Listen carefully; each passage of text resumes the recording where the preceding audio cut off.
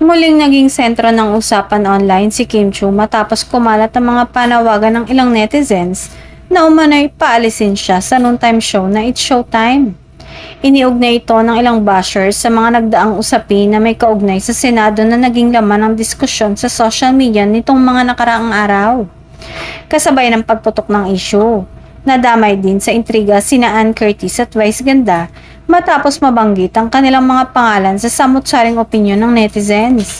May ilan ang nagsasabing naaapektuhan umano ang image ng programa dahil sa mga kontrobersyang idinidikit sa ilang host. Dahil dito, umugong ang espekulasyon na posibleng magkaroon ng pagbabago sa lineup ng It's Showtime. Gayunpaman, walang inilalabas na opisyal na pahayag ang management ng programa o ang ABS-CBN na nagpapatunay na may sinumang host na aalis o tatanggalin dahil sa naturang issue.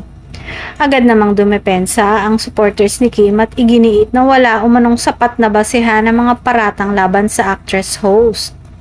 Ayon sa kanyang fans, bahagi lamang ito ng mga intriga na karaniwang ibinabato sa mga sikat na personalidad sa tuwing may mainit na usaping pinag-uusapan. Maging sina Ann at Vice ay patuloy lamang sa kanilang regular hosting duties at walang indikasyong apektado ang kanilang samahan bilang bahagi ng programa. Para sa maraming loyal viewers, nananatiling matatag ang chemistry ng tatlo na isa sa mga dahilan kung bakit patuloy na sinusubaybayan ang noontime show.